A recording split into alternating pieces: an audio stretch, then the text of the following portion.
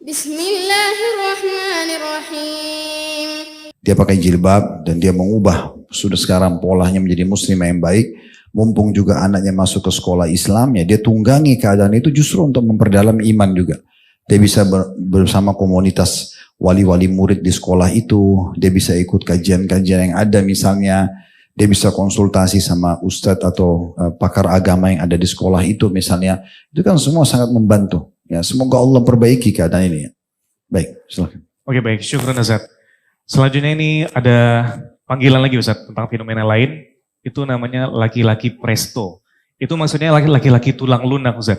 Dan ini atau definisi lainnya adalah laki-laki yang memiliki gestur seperti anak gadis. Dan mungkin beberapa dari kita bahkan mungkin pernah dalam satu tempat bertemu dengan suatu kumpulan anak-anak muda yang mungkin satu atau dua di antara anak laki-laki tersebut memiliki perawakan seperti ini Ustaz. Dan juga mungkin di antara perkumpulan mereka, mungkin mereka adalah orang-orang yang fun, lucu dan mungkin paling seru untuk diajak berteman. Namun saya yakin di sudut pandang orang-orang tua mereka pasti ini merupakan mimpi buruk bagi orang tua mereka. Apa pesan antum untuk anak-anak yang memiliki sifat seperti ini dan juga apa pesan antum untuk orang-orang tua mereka Ustaz? Yang pertama yang merasa berteman sama orang ini asyik, ini dia sendiri perlu dipertanyakan. Ya. Iya, karena orang yang asyik berteman itu kan kata Nabi SAW, al-arwahu junudun mujannada. Ruh itu selalu sejalan. Ya kan? Kalau orang suka jihad, tegar gitu, dia pasti suka sama orang yang begitu kan? Kan begitu. Orang yang penuntut ilmu, dia suka dengan orang yang cinta dengan ilmu. Kan begitu otomatis ya. Orang yang pekerja keras, pasti dia nggak suka dengan orang malas, dia pasti suka sama pekerja keras, itu sudah umum. Nah berarti kalau ada orang yang suka dengan orang yang seperti ini, apa tadi? Laki-laki presto? Laki-laki presto. La haula wala quwwata. Jadi berarti dia juga unik ini orang, yang suka. Kalau alasannya lucu, apa memang dengan lelaki yang punya prinsip gentle itu tidak bisa lucu? Nabi SAW juga tertawa dengan para sahabatnya. Tapi tidak menghilangkan wibawa beliau, tidak menghilangkan kejantanan beliau, gitu kan? Untuk apa keluar dari fitrah ini? Jadi nggak usah berteman, dan kalau ada kecenderungan ingin berteman sama orang begini, antum harus isti'adzah. A'udzubillahi minasyaitonirrajim. Karena ini keliru. Walaupun dia mengatakan dia tidak melakukan perbuatan salah, ini hanya karena gestur, itu nggak mungkin. Itu gestur itu menandakan seseorang yang binaragawan, kemudian dia pakai kaos ketat, untuk apa? Perlihatkan kan? Ya, otomatis ya. Orang kan mau memperlihatkan itu ya. Atau orang pakai baju yang bagus, dia tampil di depan umum. Wah, mungkin dia juga salah satu tujuannya mungkin dia mau perlihatkan kalau dia juga rapi, contoh. Itu umum ya. Berarti kan ini dia mau perlihatkan dirinya. Dan itu pasti ada rentetannya. Ini sudah sangat dekat. Seperti ini dekat sekali sama homoseksual misalnya. Atau kalau kita balik perempuan yang seperti laki-laki maka dekat dengan lesbian misalnya. Ini tidak boleh berteman. Berteman aja nggak boleh, apalagi menganggap itu fun tadi atau dan segala macam. Ini seakan-akan kalau tidak ada banci atau orang seperti ini berarti nggak seru. Nah, ini dia yang tanda tanya orang ini. Kenapa dia mau berteman orang seperti ini? Berarti memang dia pun seperti itu, kan itu. Jadi kami sarankan untuk anak-anak muda Muslim jangan berteman dengan ini dan tidak boleh dibuka pintu itu. Antum laki-laki berteman sama laki-laki yang benar-benar 100%, kurang 1% aja jangan berteman. Laki-laki mencontoh-contohkan kayak perempuan, saya tinggalkan saja. Nggak perlu. Itu juga dengan perempuan sama, gitu kan? Jadi sebaiknya kita kembali ke fitrah kita. Nah, memang Allah menciptakan kita min dzakarin wa unsa.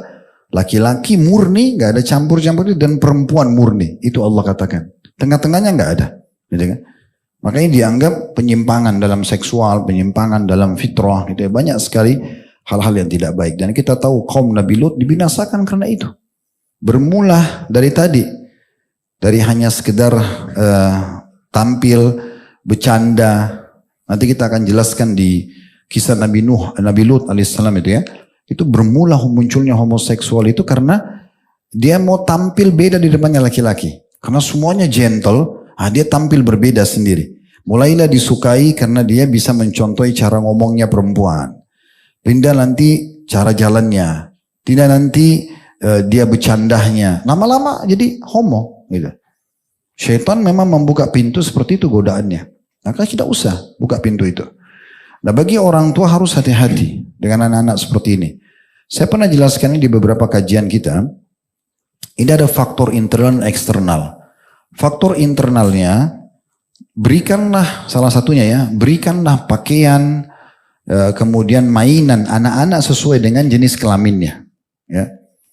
Anak laki-laki memang sudah biasa itu, main bola, dia loncat sana loncat sini, gulat biasanya. Saya punya beberapa anak laki-laki memang begitu sukanya gitu kan. Tapi kalau kita biarkan saudari perempuannya bermain sama mereka, mereka ajak main, diajak gulat adik perempuannya.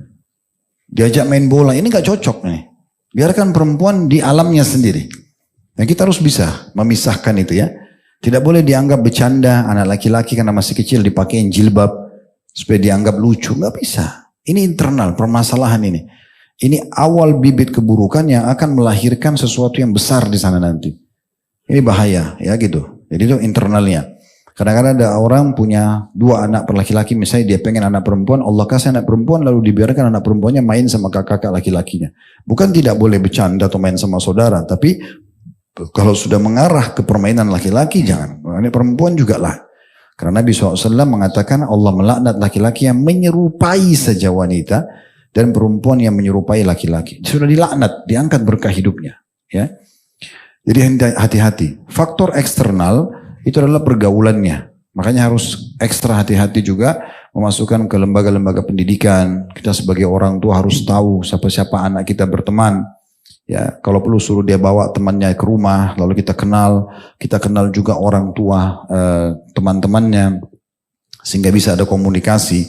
Kalau ada hal-hal yang menyimpang kita ingatkan, kalau tidak mau dengar kita harus memberhentikan supaya anak kita tidak bergaul dengan mereka. Karena ini semua tanggung jawab di sisi Allah Subhanahu wa ta'ala. Allahu a'lam.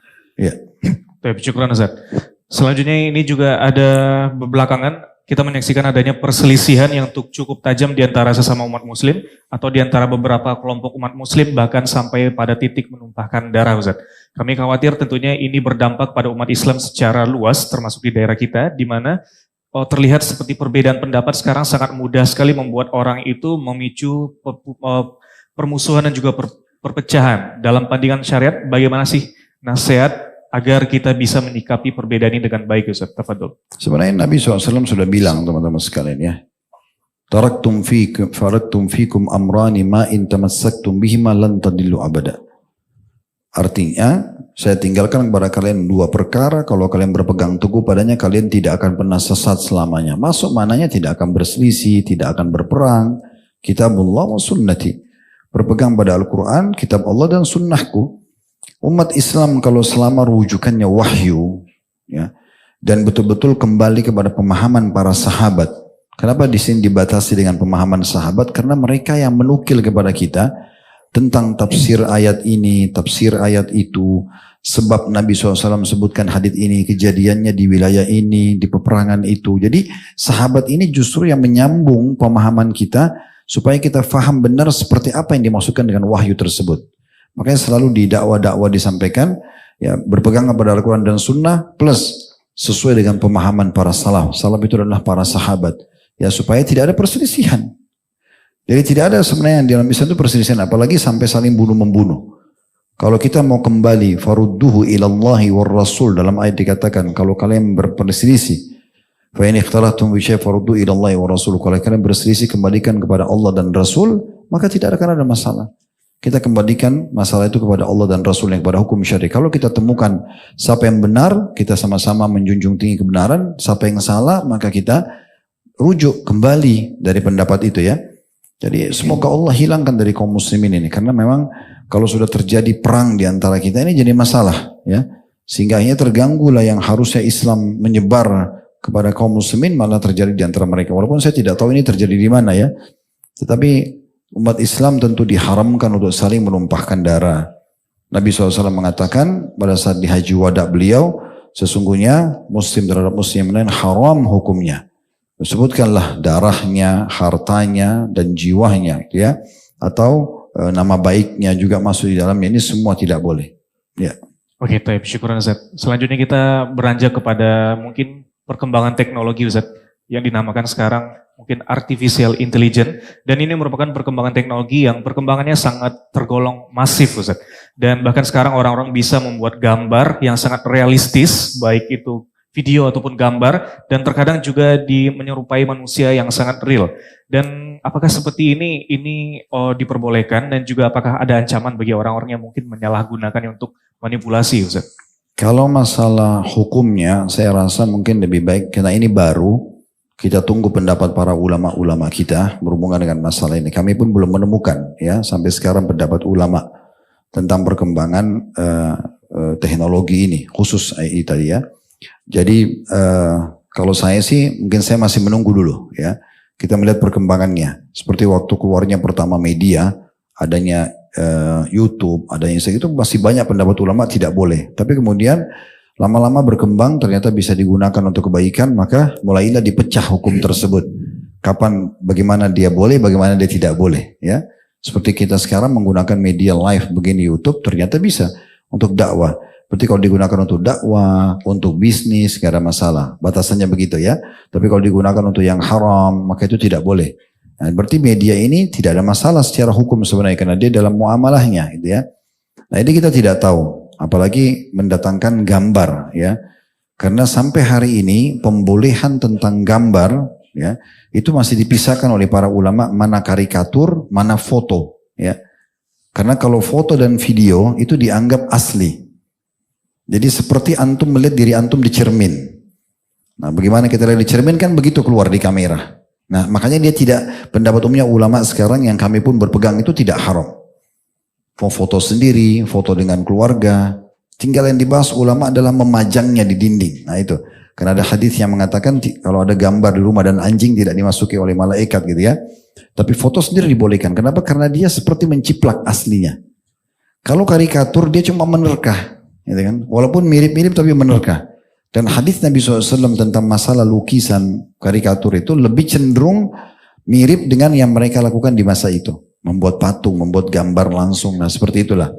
Berarti kan di sini ada pemisahan. Nah kalau teknologi ini arahnya seperti